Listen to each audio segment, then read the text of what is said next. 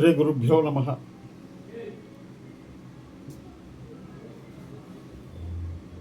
వీక్షకులకు నా నమస్కారాలు. మృత సంజీవనం.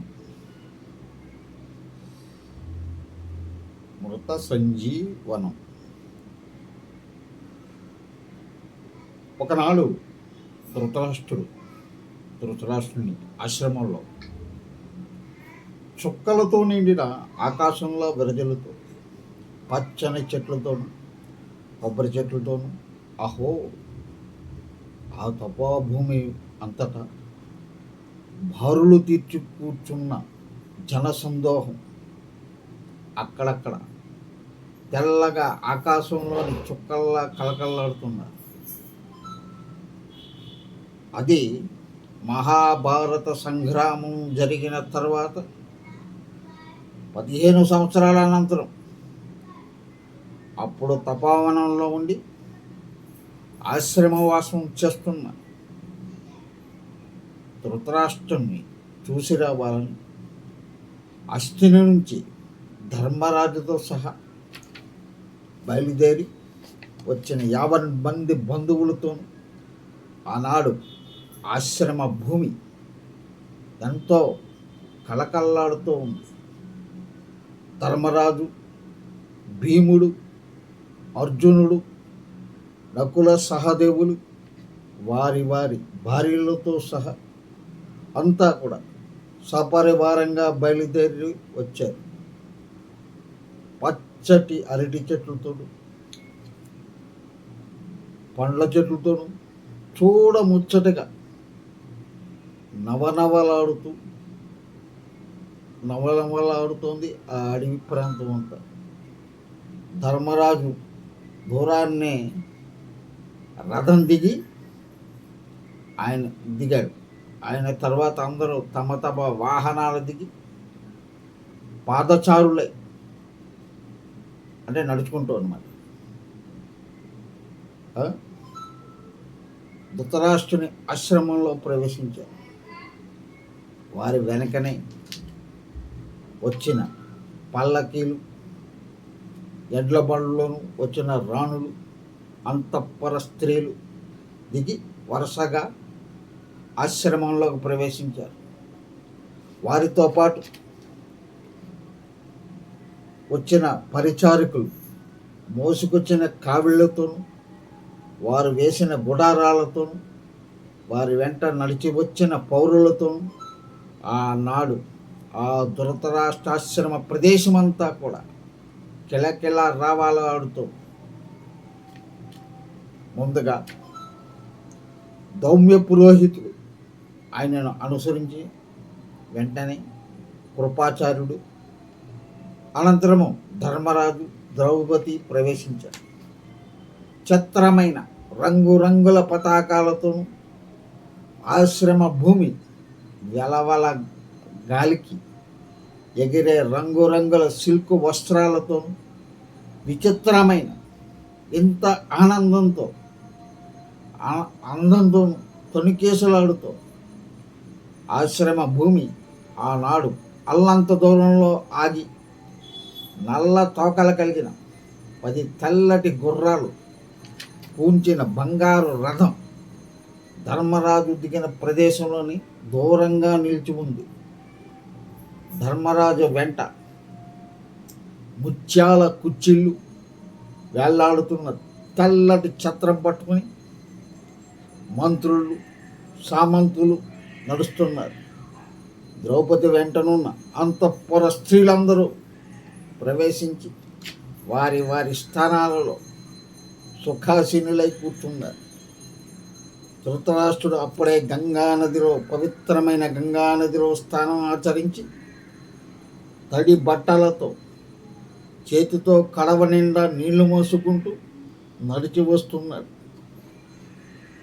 పూజకు పూలు కోసుకుంటూ దట్టంగా పెరిగిన చెట్ల మధ్య నుంచి ఆయన అలా నెమ్మదిగా అడుగులు వేస్తూ నడిచి వస్తున్నాడు. తెల్లని ఛాయ కలిగి కష్టాలకు వార్వలేని ఆయన శరీరం ముడతల పడి తపస్సుతో చిక్కి ఉంది. వెంట ఇంకో కడవతో నీళ్లు పట్టుకుని రాజమాత గాంధారీదేవి నడిచి వస్తుంది. ఆమె ఎప్పటిలాగా తెల్లటి గుడ్డతో కళ్ళక గంతలు కట్టుకుని ఆయన వెనక నడిచి వస్తున్నది. వారి వెంటనే సంజయుడు, కుంతి తపస్సు చేసుకునే మునుల వలె కనబడుతూ కాషాయాలు ధరించి స్నానాలు చేసిన తడి పొడి బట్టలతో నడిచి వస్తున్నారు. అంత దూరం నుంచే చూసిన సహదేవుడు పరుగున వెళ్ళి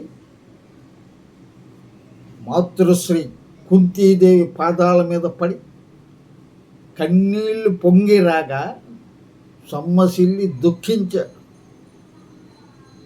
కుంతీదేవి ఆగి చటుక్కన వంగి అతన్ని ఎత్తి కౌగలించుకుని గుండె చేరువయ్యేలా దుఃఖించింది. వెంటనే మిగిలిన పాండవులు నలుగురు వెళ్ళి రాజమాత కుంతి పాదాల మీద వ్రాలారు. ప్రేమతో అందరినీ పొదవి పట్టుకుంది. తల్లి ప్రేమతో కన్నీళ్లు కార్చింది. ఆ సందడి అంతా విని గ్రుడ్డివాడైన ధృతరాష్ట్రుడు గాంధారి ఎవరిని చేతులతో తడుపుతూ వస్తూ ఉంటే ఆమె పాండవులు వచ్చారని చెప్పింది. కుంతి ఏడుస్తూ సహదేవుణ్ణి చేతితో తాకించి గాంధారికి చూపి చెప్పింది. ఆమె చేతులతో తాకి చూస్తూ వాత్సల్యంతో కన్నీళ్లు కార్చింది. 5 పాండవులు ధృతరాష్ట్రుడికి నమస్కరించారు. ద్రౌపది మొదలైన తక్కిన కోడళ్ళు, అలానే తక్కిన 9 కౌరవ భార్యలు వరుసగా వెళ్ళి ధృతరాష్ట్రుణ్ణి, గాంధారిని, కుంతిని దర్శించి వెనకగా నడిచి వారిని అనుసరిస్తున్నారు. ఎంతో మందితో కలిసి ఆశ్రమానికి నడిచి వచ్చాడు ఆనందంతో ధృతరాష్ట్రుని చేతిలోని నీటి కడవను తానే అందుకున్నాడు ధర్మరాజు. చేతిలోని నీటి కడవ తీసి అందుకున్నది ద్రౌపదీదేవి. గాంధారీదేవి చేతిలో ఉన్న నీటి కడవని తీసి అందుకుంది ద్రౌపదీదేవి. అలా అందరూ ఆశ్రమంలోకి ప్రవేశించగానే సందడిగా ఒకరిని ఒకరు పలకరించుకుంటూ ఉంటే కలకలలాడే ఆ దృశ్య మాలికను చూస్తే ఒక్కసారి హస్తినాపురంలో ఉన్నట్లు అనిపించింది. ధృతరాష్ట్రుని అంతమంది బంధుజనంతో ఆనాడు ధృతరాష్ట్ర ఆశ్రమం నిజంగా చుక్కలతో నిండిన ఆకాశంలా కనిపించింది. అందరినీ చూసిన ఆనందంతో ఉప్పొంగిపోయాడు ధృతరాష్ట్రుడు. ఆయన చుక్కల మధ్య చంద్రుని వలె నిండుగా కనిపిస్తున్నాడు. ఆహా, అత్యద్భుతమైన దృశ్యం. ధృతరాష్ట్రుని చుట్టూ కూర్చున్నారు 50 మంది. స్త్రీలందరూ ఒకవైపు కూర్చున్నారు. మునులందరూ కుడివైపుగా దర్భాసనంపై పరిచిన జింక చర్మాలపై కూర్చున్నారు. శతాయువుడు ధృతరాష్ట్రుని బంధువు. ఆ దగ్గరలోనే తపోవనం నిర్మించుకుని తాను కూడా తపస్సు చేసుకుంటున్నాడు అక్కడ. ఆయన కూడా ధృతరాష్ట్రుని యొక్క పక్కన దర్భాసనం మీద కూర్చున్నాడు. అప్పుడు పక్కనే ఉన్న సంజయునితో, ఇక్కడ ఉన్న బంధుజనం ఎవరెవరో ఒక్కసారి నాకు పరిచయం చేయి నాయనా అన్నాడు గుడ్డివాడైన ధృతరాష్ట్రుడు. ఇప్పుడు బంధువర్గం పరిచయం చేస్తున్నాడు సంజయుడు. వెంటనే సంజయుడు లేచి నిలబడి ధృతరాష్ట్రుని నమస్కరించి, చిత్తగించండి అంటూ కళ్ళతో నేను చూడలేని లోటు లేకుండా ఆయనకు ఒక్కొక్కరినే వర్ణించి చెప్తున్నాడు. ఇలా బంగార మేడి వర్ణము కలిగి పల్చని ఎత్తైన శరీరము, ఉన్నతమైన పొడవాటి నాసిక, విశాలమైన సోగ కన్నులు, సింహరేఖ కలిగి చూపులకి ఎంతైనా అగ్రజంగా కనిపిస్తున్న ఇతడు ధర్మరాజు అని చేతితో తాకించాడు. ఆ తర్వాత ఎర్రధనంతోనూ ఎత్తైన మోపులతోనూ పొడిగాడి చేతులతోనూ వెడల్పాటి రొమ్ముతోనూ కనిపిస్తున్న మీ భీముడు ఉజ్వలము సుందరము అయిన ఈ శ్యామల శరీరం, మదగజం లాంటి టీవీతో పద్మాల వంటి నేత్రముల గల ఇతడు అర్జునుడు. సాటిలేని సుందరాకారాలతో కుంతీదేవికి రెండు వైపులా కూర్చున్నారే చూడండి, విష్ణుమూర్తి దేవేంద్రులగా ఆ ఇద్దరు నకుల సహదేవులు. వినయమే వారికి భూషణం. అదిగో నల్లని కలువ ఛాయ వంటి ఆ శరీర ఛాయ, నవపద్మదళాల వంటి కొమ్మెరుగు నేత్రాలు, నడిమి ప్రాయము కలిగి అందాల ఒప్పుల కుప్పలా ఉందే ఆ ఉదారమూర్తియే ద్రౌపది. అలాగే ఆ ద్రౌపదీదేవి పక్కనే కట్టెర్ర శరీరంతో పద్మం లాంటి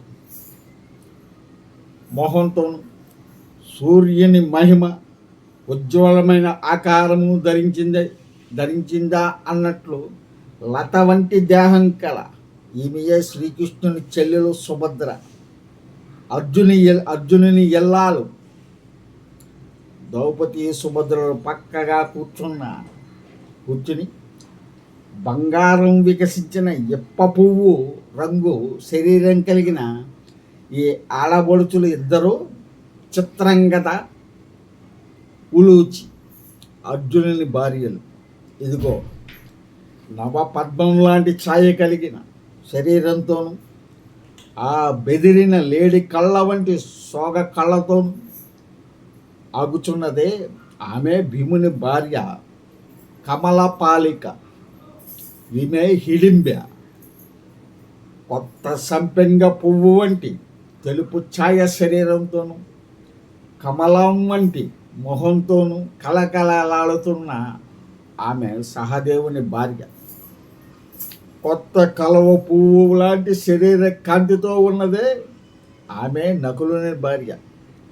వీరికి పక్కగా కూర్చుని పావట లేకుండా తెల్ల బట్టలతో తమ శరీరాన్ని దాచుకున్న వీరంతా ధృతరాష్ట్ర మహారాజా తమ 9 కోడళ్ళు వారు. వీరిలాగే సుభద్ర పక్కగా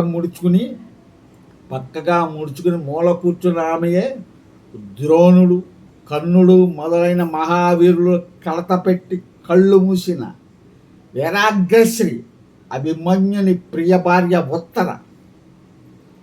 ఇలా అంతమందిని చూపి పరిచయం కార్యక్రమం చేశాడు సంజయుడు. అప్పుడు ధృతరాష్ట్రుడు ధర్మరాజు వైపు తిరిగి, క్షేమంగా ఉన్నావా బాబు? ధర్మజ, పౌరులు జానపదులు క్రమం తప్పకుండా నిన్ను అనుసరిస్తున్నారా? నీ తమ్ములందరూ సుఖంగా ఉన్నారా? స్నేహితులంతా కుశలమే కదా? బంధువులు 50 మంది సంతోషంగా ఉన్నారు కదా అంటూ సంభాషించాడు. ఆ రోజు అలా బంధువులందరూ చాలా కాలం తర్వాత ధృతరాష్ట్రుడి యొక్క ఆశ్రమ వాసనలు చేస్తున్న ఆ చోటికి ఒక్కసారిగా సమావేశమై అందరూ సంతోషంగా కొంతకాలం గడిపారు. ఒకనాడు అలా సమావేశమైన ఆ గోష్ఠులు అందరూ ఎవరికి వారు ధర్మ విషయాలు, అనుభవాలు, కబుర్లు పరస్పరం చెప్పుకుంటున్నారు. ఆ సమయంలో ధృతరాష్ట్రునికి ఇలా ఎంతమంది బంధువులు ఒక్కసారిగా చూశాక తన 9 కుమారులు, తాత భీష్ముడు, ఆచార్య ద్రోణాచార్యుడు, యుద్ధంలో మరణించిన తక్కిన 50 మంది ఒక్కసారిగా బెంగగా గుర్తుకొచ్చారు. ఓ, ఆయనకి విచారంతో గుండె బరువెక్కిపోయింది. గతించిపోయిన ఆ 9 కుమారులను ఒక్కసారి తలుచుకుని ధృతరాష్ట్రుడు గాంధారి మనసు మండే దిగులుతో కుమిలిపోసాగారు. అక్కడే ఉన్న కుంతీదేవి కూడా యుద్ధ భూమిలో ఊరు పేరు లేకుండా దిక్కిమాలిన మరణం పొందిన తన తొలిచూలు కుమారుడు కర్ణుని తలుచుకుని ఎంతో బెంగపడింది. అలా అనుకోకుండా అందరి హృదయాలలోనూ తీరని వ్యాధనకు గోడగట్టుకుని ఉంది ఆశ్రమం. అంతా ఒక్కసారి అలముగొన్నట్లయింది. అక్కడ సభా ప్రాంగణం అంతా నిశ్శబ్దం, పిన్ డ్రాప్ సైలెన్స్. ఎంతలో ఎదురుగా ఆకాశము భూమి కనబడే తూర్పు రేఖ మీద ఒక ఆజానుబాహుడైన జడలు ధరించిన ప్రశాంత కమనీయ విగ్రహం వారి ముందు ఉదయించి సాక్షాత్కరించింది. ఆహా, ఎక్కడో పోయిన ఊహ మనస్సులో మెరిసి తలుక్కున గుర్తుకు వచ్చినట్లుగా ప్రదేశంలో ఎవ్వరూ ఊహించని విధంగా అకస్మాత్తుగా రూపం ధరించి కనబడ్డాడు వ్యాసమునీంద్రులు వారు. వ్యాస మహర్షి, వ్యాసమునీంద్రుడు. ఆ కలకలంలో ఒక్కసారి అక్కడ సభ అంతా కూడా అలముకుంది. ధృతరాష్ట్రుడు, అక్కడే ఉన్న సభాసదులు భయ సంభ్రాలతో లేచి ఆ మునీంద్రుణ్ణి సమీపించారు. గూడు కట్టుకొని ఉన్న బాధతో బరువెక్కిన హృదయంతో తండ్రి అని వాలి వ్యాస మహర్షి యొక్క పాదాలపై పడి సాష్టాంగ నమస్కారం చేశాడు ధృతరాష్ట్రుడు. ఆ తర్వాత గాంధారి, కుంతి, ధర్మజుడు అందరూ నమస్కారం చేసి ఆయనకి అర్ఘ్యపాద్యాలు ఇచ్చి సమత్రకంగా గురు పూజ చేసుకున్నారు. విశాలమైన వృక్షం క్రింద ఉన్నతమైన అరుగుపైన ఒక దర్భాసనం వేసి దానిపైన పరిచిన నల్లని జింక వ్యాస మహర్షి జింక చర్మంపై వ్యాస మహర్షులు వారు ఆసీనుడయ్యారు. నీల మేఘసమమై విశాలమైన గంభీరమైన మూర్తి లేత పసుపు బంగార వన్నె కలిగిన జలలతో ఆ సభలో చేరిన బంధువులందరినీ చూస్తూ కళ్ళతోనే వారిని ఆశీర్వదిస్తూ అలా ప్రశాంత గంభీర దృక్కులతో ఒక మాట అంతా కలియ చూశారు. అలా కలియ చూసి అంతలోనే ఆ చూపుతో క్షణకాలం అందరూ హృదయాల్లో గూడు కట్టుకున్న దిగుళ్ళు ధృతరాష్ట్రుని మనస్సును గాంధారి హృదయంలో నిప్పులా రాజుకుంటున్న పుత్ర శోకాన్ని తాను దూరాన ఉన్న తన ఆశ్రమంలో నుంచే గ్రహించి వారికి ప్రశాంతని ప్రసాదించడానికి మెరిసినట్లుగా వారి ముందు అలా సాక్షాత్కరించి వ్యాస మహర్షి సిద్ధ పురుషులైన ఆ మునిరాజును అందరూ కన్నులు కరువు తీరా దర్శించారు. ఆయన గంభీర స్వరంతో, మీ మనస్సులోని దిగులు దూరాన్ని నుంచే తెలుసుకున్న మహాభారత యుద్ధం జరిగి 16 సంవత్సరాల గడుస్తున్నా ఇంకా మీ మనసులో రగులుతున్న పుత్ర శోకంలో మరణించిన మీ వాళ్ళను చూడాలని మీ దృఢమైన కోరికను గ్రహించాను. దుష్కరమైన అసాధ్యమైనా సరే మీ కోరికను తీర్చాలని సంకల్పించాను. అందుకే మీ ముందుకు రావడం జరిగింది అన్నారు. అది విని ఒక్కసారిగా ధృతరాష్ట్రుని యొక్క హృదయం నుంచి మంచి ప్రేమ, అపారమైన భక్తి కలిసి భరించలేని దుఃఖం పెళ్ళికి ఒక్కసారిగా వ్యాస మహర్షి పాదాలపైనే పడిపోయాడు. వారి పాదాలకు తన శిరస్సునాంచి కన్నీళ్లతో పాదాభిషేకం చేస్తూ అన్నాడు, ఓ కారుణ్య నిధి, తండ్రి, గురువు, దైవం అంతా నాకు మీరే. అంతులేని దయతో నన్ను ఇలా అనుగ్రహించారు. ఈనాడు తమ రాకతో నా ఆశ్రమము, నా హృదయ తరంగాలు పావనమయ్యాయి. నా జన్మ సాఫల్యమైంది. ఇక్కడ అందరూ ధన్యులయ్యారు. తమ దర్శన భాగ్యంతో, తమ అకారణ అనుగ్రహంతో నా అన్ని కోరికలు నశించిపోయాయి. నాకిక ఏ కోరిక లేదు. నన్ను ఇంతగా ఆదరించారు, కోరుకోమంటున్నారు కనుక గతించిన నా కుమారుని నా కంటితో ఒక్కసారి తనివి తీరా చూడాలన్నదే ఈ జన్మలో ఒక్క చివరి కోరిక. మూఢులైన వారి అజ్ఞానానికి వారే బలై యుద్ధంలో మరణించిన కురు కుమారుల మీద వారి భార్యలు ఇక్కడంతా సభలో కూర్చొని ఉన్న దురదృష్టవంతురాళ్ళ మీద తమ అనుగ్రహ దయా దృష్టి వర్షించవలెనని ఈ దీనుని ప్రార్థన అంటూ ఇక మాటలు రాక ఎక్కిళ్ళుగా వస్తున్న దుఃఖంతో సొమ్మసిల్లిపోయాడు ధృతరాష్ట్రుడు. విచారకరం. ధృతరాష్ట్రుడి ఆ మాటలు విన్న గాంధారి, కుంతి, ద్రౌపది, సుభద్ర తక్కిన 50 మంది స్త్రీలకు కూడా పట్టలేని దుఃఖం ఉవ్వెత్తుగా తుఫాను వలె, ఒక సైక్లోన్ వలె ఉవ్వెత్తుగా తుఫాను వలె పరవళ్ళు దొక్కింది. కంటికి కట్టుకున్న కంతల కట్టులోంచి గాంధారి దయాసముద్రుడైన మామగారు వైపు తిరిగి వ్యాసమునిందులకి నమస్కరించి ఇలా అంది, దయాసముద్రులు, దైవస్వరూపులు అయిన మునిచంద్రులకు నమస్కృతులు.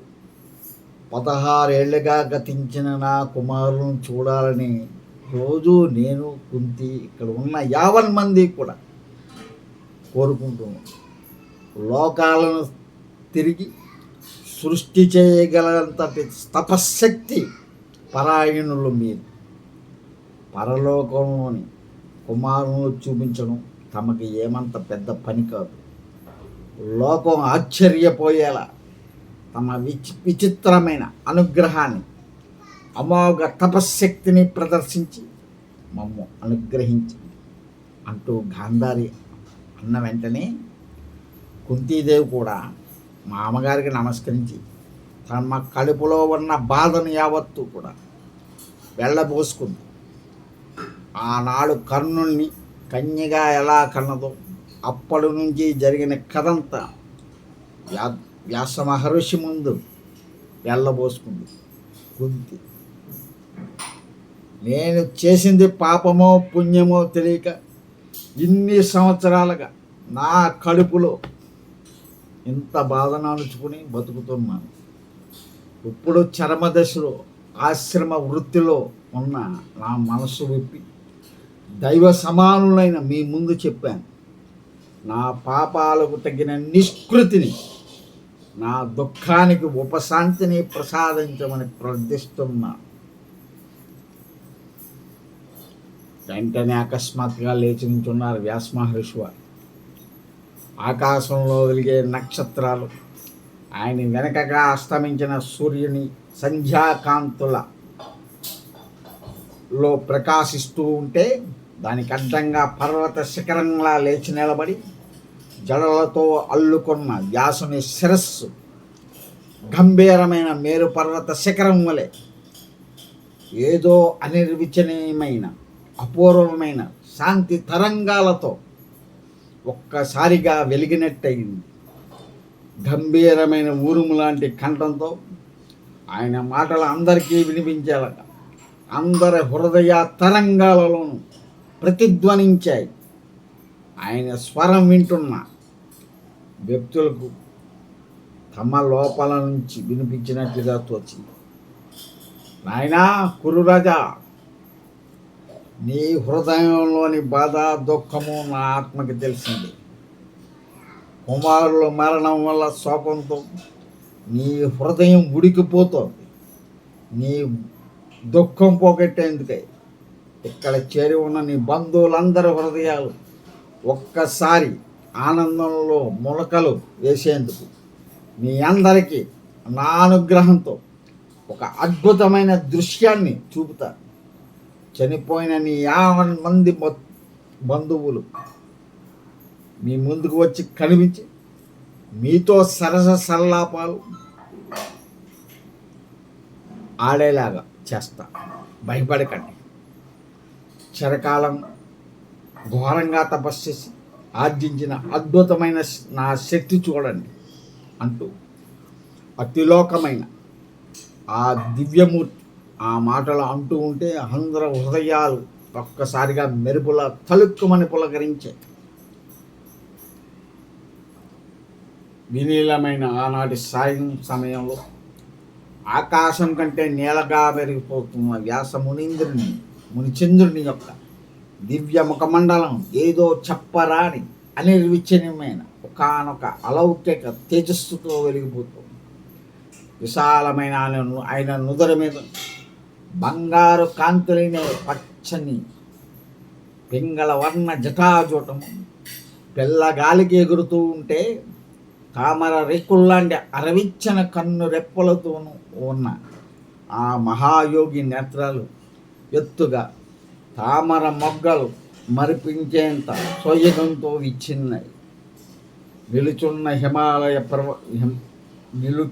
హిమాలయ పర్వతాల్లాగున్న ఆయన గంభీరమైన విగ్రహం చూస్తూ అందరూ మంత్రించినట్లుగా ఆయన చెప్పేది అందరూ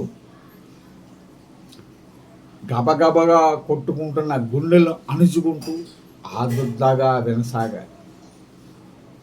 తపశక్తితో పూర్వం ఎవ్వరూ సాధించలేనిది వినరానిది అయిన ఒక అద్భుతం ఈనాడు మీకు అనుగ్రహిస్తున్నా. ఆ మహాదాశ్చర్యం అసాధ్యమైన నా తపోబలంతో ఈనాడు మీరు దర్శించండి అంటూ వ్యాస మహర్షి అందరినీ తమ వెంట గంగా నది తీరానికి తీసుకెళ్ళాడు. గంభీరంగా ఆయన ముందు నడుస్తూ ఉంటే వెనక ఆదరాబాదరాగా వృద్ధులు, స్త్రీలు, యువకులు, మునులు, రాజులు 50 మంది కౌరవుల వితంతువులైన రాణులు అలా అందరూ కదలి వచ్చారు. హస్తినాపురమే తానే నడిచి వచ్చిందా అన్నట్లు ఉంది ఆ మహాదృశ్యం. గంగానది ఒడ్డున ఇసుకలోని ఆ జనం గుమిగూడారు. ఇసుకేస్తే రాలకుండా స్థల సంధ్యాదులు నిర్వర్తించుకోవడానికి సన్నద్ధులై వ్యాస భగవానుడి చేత యోగ దండము నలుమునుకు నల్లని కృష్ణ జనంతో మెడలో జపమాలతో కమండలాలతో ముట్టి భీవించిన వ్యాధ రాశిలా ఉన్నాడు వ్యాస మహర్షి. ఆనాడు రాత్రి ఇక్కడే మీరందరూ విశ్రమించండి, రేపు ఉదయమే మీ కోరికలను తీరుస్తాను అంటూ స్థానానుష్ఠానాలకు గంగా తీరం వైపు వెళ్ళిపోయారు. అది తెల్లవారుతున్న ప్రతకాల సంధ్య అయిపోవస్తున్నది. సూర్యుని ఎర్రని కిరణాలు ఆకాశాన్ని ఎర్రగా ఒక అగ్నిహోత్రంలాగా రాగరంజితం చేస్తున్నాయి. ఆకాశం నీలంగా, ఇక పైన వజ్రపు డొంగరంలా సంధ్యాకాంతులయించు చల్లని ప్రత్యూష పవనాలకు గంగానది ప్రవాహం యొక్క చల్లని పవిత్ర స్పర్శను నీటి వాసనను మోసుకుని వస్తుంది. జనం అప్పటికప్పుడే స్థాన సంధ్యాదులు ముగించుకొని బిలబిలమంటూ హడావిడిగా వ్యాస మహర్షి ఎక్కడ ఉన్నారో కళ్ళతోనే వెతుకుతూ నడుస్తున్నారు 50 మంది జన సమర్థము కూడా. అదిగో అల్లంత దూరాన్న బంగారు రంగులేడుతున్నావు పరువులా ఉన్న ఇసుక తన్ని మీద ఉదయించే బాలుని కిరణాలు కాషాయ వర్ణంతో ప్రకాశిస్తుంటే ఆయన పద్మాసనంలో నిటారిగా కృష్ణజనం మీద కూర్చుని ఉన్నారు వ్యాస మహర్షి. అలా జ్ఞాన సమాధిలో ఉండి అరిమేట్పై కన్నులతో 50 మంది తన వైపు రావడం చూశారు. ఒక్కొక్కరే చేరుకున్నారు. ఆయన వద్దకు ధృతరాష్ట్రుడు, గాంధారి, కుంతి, ధర్మరాజు, ద్రౌపది, తంకిర పాండవులు, సంజయుడు, మహర్షులు వారి వారి శిష్యగణాలతోనూ పురజనులతోనూ 50 మంది బంధువులు, ఇంకోవైపు సుభద్ర, ఉత్తర, ఉలూపి మొదలైన స్త్రీలంతా కూడా అక్కడ చేరుకున్నారు. గాంధారి వినయంగా ముందుకు 2 అడుగులు వేసి సాష్టాంగ దండ ప్రమాణాలు ఆచరించి చేతులెత్తి నమస్కరించి ఇలా అంది: భగవంతుని ప్రత్యక్ష రూపం మీద లోకాంతరంలో ఉన్న మృత బంధువుల్ని దర్శింపజేయడం ఎంత పని దయతో మమ్మల్ని అందరినీ అనుగ్రహించారా ప్రభు. ఆర్తితో ఇక దుఃఖాన్ని ఆపుకోలేకపోయింది. ఉన్నట్టుండి ఒక్కసారిగా లేచాడు వ్యాస మహర్షి. గంగా నదీ వైపు నడిచాడు. రండి, అందరూ చూడండి, ఎలా రండి, ఎలుగెత్తి పిలిచారు. మోకాలి బంటి నీటిలో దిగి చేత్తో అలం తాకినట్టుగా చెయ్యెత్తి పిలిచారు. గొట్ట మీద మూగమన్న 50 మంది ముందుకు కదిలారు. తమని పిలుస్తున్నారేమోనని. కానీ ఆశ్చర్యం, వీళ్ళ అడుగు ముందుకు వేసేలోగా నదిలోంచి ఒక పెద్ద కలకలం చెలరేగింది. నదిలోంచే కలకలం వచ్చింది. ఎంతోమంది జనసమర్థం దగ్గరవుతున్న కొద్దీ హోరది. అంతా చుట్టూ చూడసాగారు. ఎటు ఏమీ కనిపించలేదు. కానీ 2 టాకులలో నుంచి గాలి వీస్తుంటే వినవచ్చే హోరు లాంటి జనం కదిలి వస్తున్న హోరు. ఒకటే రోద. జనం దగ్గరవుతున్న కొద్దీ గొంతు పెళ్ళలు, కవచాలు, కత్తులు రాసుకుంటున్న శబ్దాలు, జెండాల రెపరెపలు. అరే ఆశ్చర్యం, మహా అద్భుతం. చూస్తుండగానే గంగానదిలోంచి ఉదయించినట్లుగా లేచింది ఒక పెద్ద సేనావాహిని. నీటి బట్టం దాటి సూర్యోదయానికి అడ్డంగా గోడవలే నిలిచిన సైన్యంలో ఏనుగులు, గుర్రాలు, భట్లు. అరే, ఏనుగుపై అంబారీలతో రారాజు దుర్యోధన సార్వభౌముడు. వెనకనే రథాలతో కవచాలతో భీష్మ పితామహుడు. ఆ వెంట ద్రోణాచార్యుడు, ఆ వెంట కర్ణుడు. ఒక్కసారిగా 9 కొడుకులను అలా సజీవంగా చూసిన ధృతరాష్ట్రుడు చలించిపోయాడు. చేతులు చాచి గబగబా పరిగెత్తాడు. లేస్తూ పడుతూ అందరినీ కౌగలించుకుని గుడ్డుదనం ఏముందో తెలియదు. వెనకనే గాంధారి ఆదరాబాదరాగా తన కళ్ళకి కట్టుకున్న కట్టును తీసివేసి అందరి బిడ్డలను మనసారా చూసుకుని కన్నీళ్లు వర్షించే ఆ మాతృమూర్తి పరుగడింది. ఇక కుంతీదేవి గుండెలు బద్దలైపోతాయన్నంత ఆనందం, ఆవేశంతో తన తొలిచూల బిడ్డైన కర్ణుల్ని చేరి పదవి పట్టుకుని కౌగిలించుకుంటుంది. ఉత్తరాభిమన్యులు మైమర్చి నృత్యం చేస్తున్నారు. ఒళ్ళు తెలియని ఆనందం. ద్రౌపదుడు, ధర్మరాజు, పాంచాలి అన్యోన్యంగా సంభాషించిన ఆనందంలో తల మొలకలైన వారు. ఇలాగే అన్నలని, తమ్ముళ్ళని, భార్యలతో భర్తలు హృదయాల మీద పడి సోలిపోతున్న తండ్రులు కొడుకులతోనూ వారికి దగ్గరికి తీసుకుని ఆనందాశ్రువులు విడిచేవాళ్ళు. ఇలా ఒక్కసారిగా ఆ పవిత్ర గంగానది తీరమంతా చేమల పుట్టవలే కిటకిటలాడే బంధు జనంతో నిండిపోయింది. ఒక ఆనంద సముద్రమా అన్నట్లు యుద్ధంలో మరణించిన 50 మంది తమ బంధువులతో కలిసిమెలిసి ఆనందోత్సవంతో ఒక్కరోజు ఒక్క రాత్రి గడిపారు. ఆశ్చర్యం, మహాశ్చర్యం. అది దృశ్యం కాదు, యథార్థం. ఎవరికి శక్యం కాని వ్యాసేంద్రుని అఖండ తపోబలం వల్ల ఈ మహత్తర దివ్యానుగ్రహ ఫలితంగా ధృతరాష్ట్రుడు తన మనస్సు నిండేలాగా తనివి తీరేదాకా మరణించిన అందరినీ చూశాడు. బంధువులతో సహా అందరూ భీష్మాచార్యుల వారు, ద్రోణాచార్యులు మొదలైన కురువృద్ధులందరూ ఇంకా రణరంగంలో తమని యథార్చి పోరాడిన 50 మంది బంధువులందరితో సహా సహజీవనం అందరూ కలిసిమెలిసి తమ పూర్వ శత్రుత్వాలు మర్చిపోయి బాంధవ్యంతో మెలగడం చూసి అందరికీ ఆనందం కలిగింది. ఆశ్చర్యం, అయ్యింది. కుంతీదేవి కూడా తన పెద్ద కొడుకైన కర్ణుడికి ద్రోణాదులందరికీ నమస్కరించి వారి దీవెనలు అందుకుంది. అలాగే ఎందరో యోధులు, అభిమన్యులు, ఉప పాండవులు, మహావీరుడైన ఘటోత్కచుడు, భూరిశ్రవుడు, భగవద్దత్తుడు, శల్యుడు మొదలైన 50 మంది కనబడి వారి వారి ఆభరణాలతో, ఆయుధాలతో యథాతథంగా అందమైన పట్టు వస్త్రాలు, పూలమాలలు ధరించి గుమ్మగుమ్మలాడే సుగంధ పరిమళాలతో చందనం పూసుకుని పైన తాము వీర స్వర్గంలో ఎలా ఉన్నారో సరిగ్గా అలానే దర్శనమిచ్చారు. ఆ గంగా నది జలంలోంచి వెళ్ళలి వచ్చే అందరికీ మహా ఆశ్చర్యం వేసింది.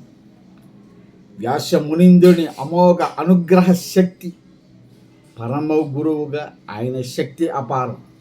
వ్యాసుల వారు సాక్షాత్తు విష్ణుస్వరూపుడు, విష్ణుమూర్తి అవతారమూర్తి అంటూ అందరూ భక్తితో మునీంద్రులకు మోకరిల్లారు. ఇంతలోనే తెల్లవారు వస్తుంది. ఏకోజామునే బ్రహ్మ ముహూర్తం సమీపిస్తుండగా వగ్ర చర్మం పైన టీవీగా కూర్చున్నాడు వ్యాస మహర్షి. తన జప జ్ఞానాలు ముగించుకొని 50 మంది వినండి, మీరు మళ్ళీ తిరిగి మీ లోకాలకు వెళ్ళిపోవలసిన సమయం ఆసన్నమైంది, ఇక బయలుదేరండి అంటూ వ్యాస మహర్షి మేఘ గంభీరమైన కంఠం విని అందరూ ఒక్కసారి ఉలిక్కిపడి మళ్ళీ లోకంలోకి వచ్చారు. ఒక్క దివ్యమైన కళ కరిగిపోయినట్టు అంతలోనే ఆ గంగా నదీ తీరం అంతా కూడా ఓ సముద్ర హోరులా ఒక్కసారి లేచిన జన ప్రయాణానికి సిద్ధపడుతుంటే గుమిగూడిన మృతవీరుల కలకల ధ్వని మళ్ళీ హోరులాగా అంతటా మిన్నుమంటిది. అది ఉభయ పక్షాల వాళ్ళు ఒకరి దగ్గర ఒకళ్ళు సెలవు పుచ్చుకుంటున్న కలకలం. అంతలోనే మళ్ళీ ఉరుములాంటి ప్రశాంత గంభీరమైన వ్యాస మహర్షి యొక్క గంభీర కంఠధ్వని అందరికీ వినిపిస్తోంది. ఇక్కడ ఉన్న కురువీరులు భార్యలు వినండి, ఎవరెవరు తమ భర్తల వెంట ఉండాలని కోరుకుంటున్నారో వారి 50 మంది కూడా గంగా నదిలో వారి వెంట నిర్భయంగా వెళ్ళవచ్చు.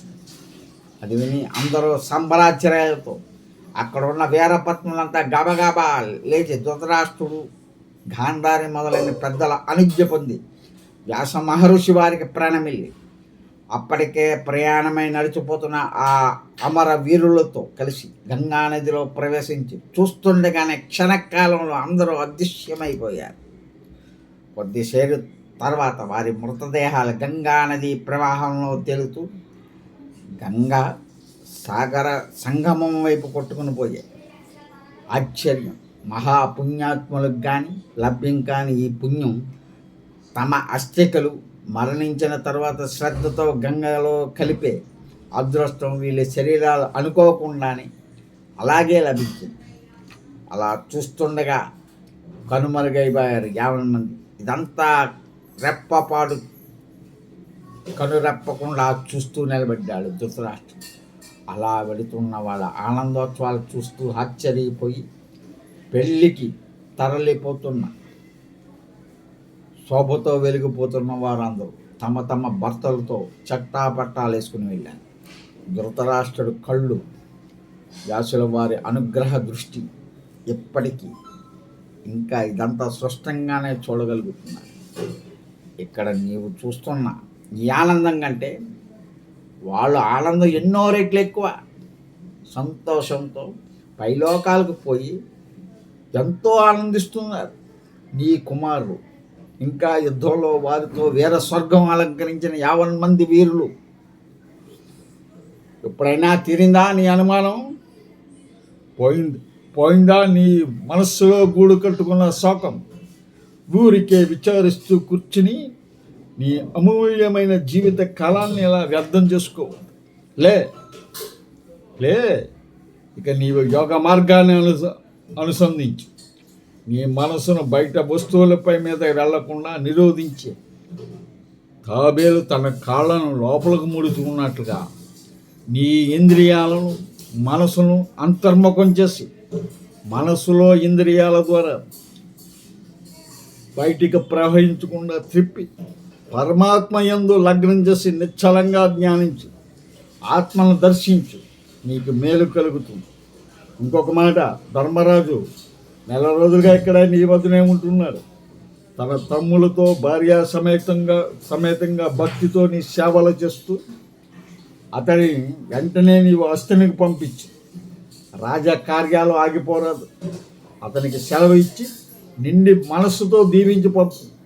గతం గురించి నీ మనసులో ఉన్న కల్మషమంతా జపం, జ్ఞానం, భక్తి, తపస్సులతో కడిగివేసి నీ హృదయాన్ని నిర్మలం చేసి స్ఫటికంలా చేయి. కోద్రం కానీ, శోకం కానీ, బంధువుల మీద మమకారం కానీ, ఇంకా విచారం కానీ నీ మనసులో లేకుండా వెతికి యోగంతో పవిత్రం చేసుకో. నా ఆశీస్సులు నీకు ఎప్పుడు నీ వెంటే ఉంటాయి. నీ మీద అనుగ్రహంతో చెప్తున్నా, నీవు పైలోకం నుంచి దైవ కార్య నిమిత్తం భూమి మీద జన్మించిన గంధర్వుడు. పైలోకంలో కూడా నీ పేరు ధృతరాష్ట్రుడే. నీవు నేను చెప్పినట్లు నడుచుకుంటే పుణ్యలోకాలకు చేరుకుంటావు. విచారించు అని తనకు సాష్టాంగపడి మొక్కిన ధృతరాష్ట్రుడితో చెప్పి గాంధారికి, కుంతికి, యావత్ మంది పాండవులకి అనుగ్రహపూర్వకంగా దీవెనలిచ్చి చూస్తుండగానే ఆలోచనలా మాయమయ్యాడు తన శిష్యులతో సహా వ్యాస మహర్షి. వ్యాసుని అద్భుతమైన దివ్య లీలను, ఆయన ఒక్క అపార తపశ్శక్తిని, ఆయన అనుగ్రహ మహిమను తెలిపే ఈ దివ్యానుభవం వింటున్న జనమేజయుని వైపు పరికించాడు వైశంపాయన మహర్షి. తన గురుదేవుడు వ్యాసుల వారిని స్మరించడం వల్ల కలిగిన అపారమైన భక్తి పార్వేశ్యంతో ఆనంద బాష్పాలతో నిండిన కళ్ళతో జనమేజయుడు ఇంకా అడుగుతున్నాడు విస్మయంతో, మహానుభావ, ఇది మహాద్భుతం. ఆ దివ్యానుభూతి నిజంగా జరిగిందేనా? ఎంత ఆశ్చర్యం! నమ్మశక్యం కాని అత్యద్భుతం ఇది. ఎప్పుడైనా ఎక్కడైనా చనిపోయిన వాళ్ళు తిరిగి రావడం సంభవమా? అందులోనూ ఒకళ్ళు కాదు, ఇద్దరు కాదు, 50 మంది రోజంతా అలా బ్రతికి ఉన్న తమ బంధువులతో గడపడమా? వ్యాస మహామునీంద్రులు నిజంగానే ఈ అద్భుత లీలను చేసి చూపారా? ఆశ్చర్యం! వ్యాసమహాముని నిస్సందేహంగా దైవాంశ స్వరూపులే, సందేహం లేదు. వారి అఖండ తపోబలానికి అసాధ్యమన్నదే లేదు, నాకు తెలుసు. కానీ నిజంగా కళ్ళతో చూడందే నమ్మకం కలగడం కష్టం కదా. ఉదాహరణకి నాకు ఇప్పుడు ఎన్నేళ్ల తర్వాత గతించిపోయిన నా తండ్రి పరీక్షిత్ మహారాజు బ్రతికి వచ్చి సజీవంగా నా కళ్ళకు కనిపించేలా చేయగల శక్తి ఒక్క వ్యాసమునీంద్రులకే ఉన్నదా? ఇది సంభవమా? ఒక్క క్షణం వ్యాసుని శిష్యుడైన వైశంపాయన మునీంద్రుడు తన కథను చెప్పుకోబోతున్న వాళ్ళ అకస్మాత్తుగా విషమ సంకటంతో పడ్డాడు. చేసేది చూపలేకపోతే అతడు నేను చెప్పుకోబోతున్న కథా వస్తువైన మహాభారతాన్నే శంకిస్తాడు. అంతటితో ఆగక తన గురుదేవుల్నే సంధిస్తాడేమో. ఆయన గురించి తాను ఎంతవరకు చెప్పకపోతున్న అద్భుత ఆధ్యాత్మిక చరిత్రనే యావత్ కథ కింద జమకట్టి పారేయుడు కదా. ఇప్పుడేమిటి దారి అని ఎటూ తోచక ఆయన చెబుతున్న కథను ఒక క్షణం ఆపి మనస్సులోనే తన గురుదేవుని భక్తితో తలుచుకున్నాడు. ఆ విషమ పరీక్ష నుండి గట్టెక్కించమని గట్టిగా తన హృదయం మధ్యగా వినీలమైన వ్యాసమునింద్రుల నిర్మల రూపాన్ని ధ్యానించాడు. భక్తితో చేతులు జోడించి అంతే కళ్ళు తెరిచేసరికి తన ముందర నిల్చుని ఉన్నాడు పరమ గురువైన వ్యాస మహామునీంద్రుడు. ఎప్పుడు వచ్చారు ఈయన? ఆశ్చర్యం, అద్భుతం, అద్వితీయం అనుకుని ఆయన పాదాలకు సాగలపడి నమస్కరించి కన్నీళ్లతో లేపకుండా జనమేజయుడు ఆయన పాదాలు కౌగిలించుకుని దుఃఖించినట్టు ఆవేశంతో ఊగిపోతూ భక్త పారవశ్యుడైపోతున్నాడు. పరిస్థితి అర్థం కాక అంతలోనే అతడు చుట్టూ చూస్తే ఆ వెనకే అరే ఆశ్చర్యం, అదేమిటి, మరణించిన పరీక్షిత్ మహారాజు నిల్చుని ఉన్నాడు. ఆయన ఇప్పుడు దర్శనమిచ్చాడు. స్వర్గం నుంచి దిగివచ్చి ఇదంతా ఎప్పుడు జరిగింది? ఇంతలోనే జరిగిందంతా అప్పుడు అవగతమైంది వైశంపాయనుడికి. అతడు క్షణకాలం తన గురువులైన వ్యాసమునీంద్రులను తలుచుకుని ధ్యానిస్తూ వారి రూపాన్ని హృదయంలో చూస్తూ ఇలా తనలో తానే మరిచిపోయిన త్రుటిలోని అదే సమయంలో తనలోని గాక బయట కూడా దర్శనమిస్తున్నాడన్నమాట వ్యాసమహామునీంద్రుడు. జనమేజయ మహారాజు ముందు కూడా ప్రత్యక్షమై ఆశ్చర్యం. జనమేజయుడు తన సందేహాన్ని వెళ్ళబుచ్చుతూ అడిగిన తన ప్రశ్నని అడిగి అడగకుండానే తీర్చేశాడు. ఈ సందేహానికి కాస్త వ్యాసుల వారు అంతా క్షణకాలంలో జరిగిపోయింది. అలనాడు చెడిపోయిన పరిషత్తునే కాదు, అతడిని సమీపించిన శృంగి అనే మునికుమారుడు కూడా వెంట వచ్చాడు. అతడి తండ్రి శమికుడు. ఇంకా ఈనాడు పరిషత్తుతో జీవించి ఉండిన మంత్రి, సామంత, పురోహితులైన సమకాలికులందరూ సరాసరి వెంట పట్టుకుని ప్రత్యక్షమయ్యాడు వ్యాసమహామునీంద్రుడు. ఆహా, పిలిచిన వెంటనే పలికి అలాగే తనను కాపాడి తన పరువు జనమేజయుని కోరిక రెండూ సార్థకమయ్యేలా నిలబెట్టారు తన గురువుగా అనుకుని ఆశ్చర్యంతో భక్తితో పొంగిపోయాడు వంశంపాయనుడు.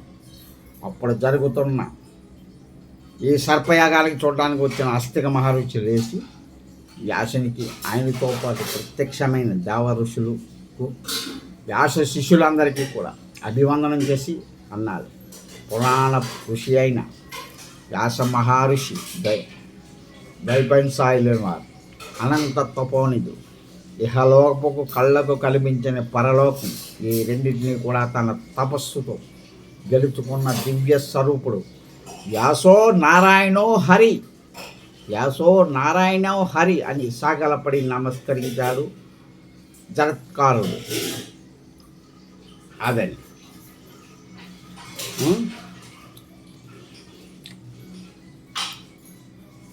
యజ్ఞ దీక్షతో ఉండి వైశంపాయని వలన పురాణం వింటున్న జనమేజయుడు పరలోకం నుంచి వచ్చిన తన తండ్రి పరిషత్తును ఆ బృందస్థానంతో అభిషేకించుకుని పవిత్రుడయ్యాడు. ప్రత్యక్షంగా పూర్వం తన తాతలైన పాండవుల కాలంలో చూపిన మహిమ మళ్ళీ ఈనాడు తన ముందు ఆశ్చర్యపడేటట్లు చేసిన వ్యాస మహర్షి పాదాలు పట్టుకుని మళ్ళీ పూజించి క్షమించమని వేడుకున్నాడు జనమేజయుడు. వ్యాసుడు తన దర్శింపజేసిన మృతులు మళ్ళీ అంతర్ధానం చేసి తన యజ్ఞంలో అక్కడ చేరిన అందరూ ఆశీర్వదించి తన శిష్యులతో సహా అదృశ్యుడై మాయమైపోయాడు. వైశంపాయనుడు తాను వినిపించి వస్తున్న పురాణాలన్నీ మళ్ళీ ఆరంభించాడు.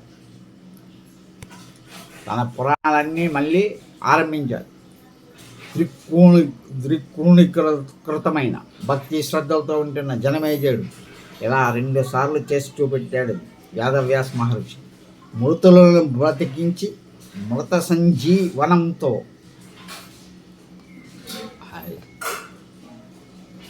అందరికీ నమస్కారం. ఇది మృత సంజీవనం. దీని మీద మీ అభిప్రాయాలు కామెంట్ రూపంలో తెలియజేయండి అని కోరుకుంటూ సెలవు తీసుకుంటాం. దయచేసి మన ఛానల్ని సబ్స్క్రైబ్ చేయండి. అదేవిధంగా ఆదరిస్తున్న ప్రతి ఒక్కరికి కూడా నా హృదయపూర్వక నమస్కృతులు చేస్తున్నాను. వ్యాస మహర్షి వారి యొక్క అద్వితీయమైన విషయాలు మీకు తెలియజేయడం జరిగింది. అంటే గురు పౌర్ణమి అయిపోయిన తర్వాత పెట్టానని మీరు బాధపడచ్చు, కానీ గురువుకి ఒక పౌర్ణమి రోజునే కాదు, నిత్యం గురువుని తలుచుకోవచ్చు. గురు బ్రహ్మ, గురు విష్ణు, గురుదేవో మహేశ్వర, గురు సాక్షాత్ పరబ్రహ్మ, తస్మై శ్రీ గురువే నమః. అంచేత మీ అందరికీ, ఇందులో పెద్దలు ఉన్నారు, అందరూ ప్రతి ఒక్కరికి కూడా, నాకన్నా పెద్దలైన మీ అందరికీ కూడా నా హృదయపూర్వక నమస్కారాలు తెలియజేస్తూ, ఈ అవకాశం ఇచ్చిన మీ అందరికీ కూడా నా నమస్కృతులు తెలియజేస్తూ సెలవు తీసుకుంటున్నాను. దయచేసి మన ఛానల్ని సబ్స్క్రైబ్ చేయండి, అదేవిధంగా లైక్ చేయమని కోరుకుంటున్నాను. మీ అభిప్రాయాలు తెలియజేస్తారని ఆశిస్తూ సెలవు తీసుకుంటున్నాను. జై గురుదత్.